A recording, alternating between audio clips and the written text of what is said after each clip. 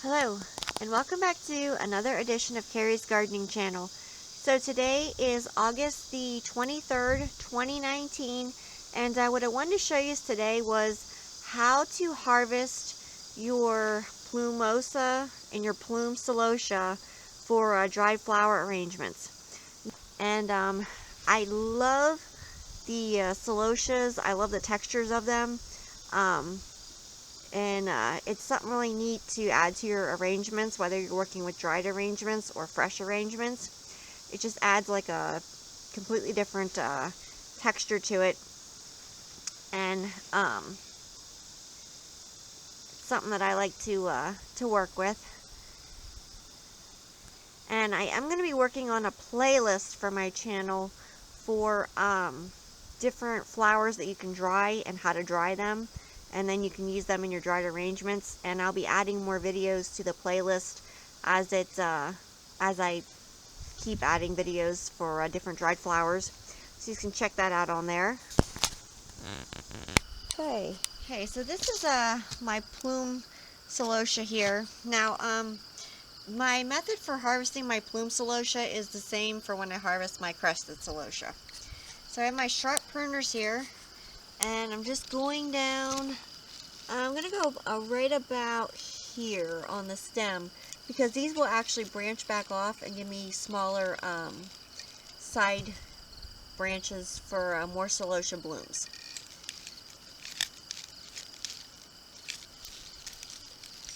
Well,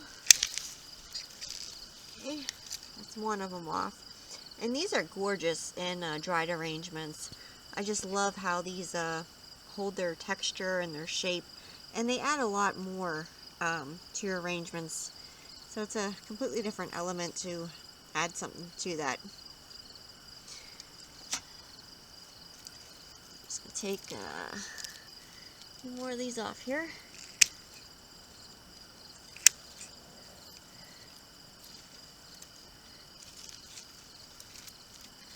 Okay.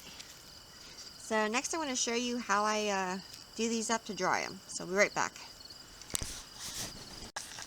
Okay, so this is my celosias here that I picked. Now you can pick these when they're larger, you can do them when they're smaller, like if you want to do little miniature arrangements. But I'm content with this size here.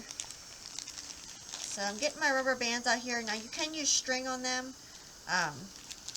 but I'm using rubber bands on mine.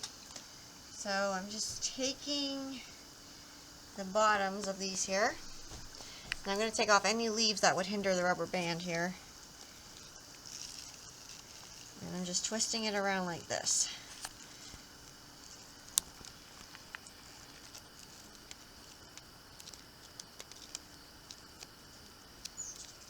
And I'm going to make sure that I get my rubber band nice and tight, so that as my flowers dry and the stems shrink, they won't fall out.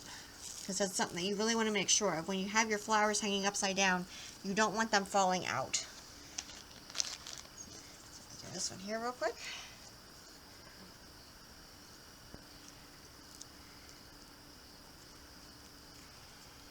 And where I'm going to be drying these at, you can have a fan running. It will help them to dry faster.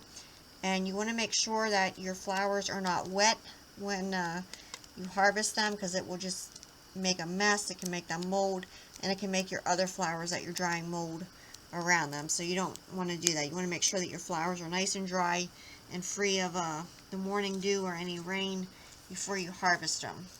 So in about 3 to 4 weeks, these should be dry. Now it might take a little bit longer. It depends on where you're drying them at, and they might get dry a little bit sooner.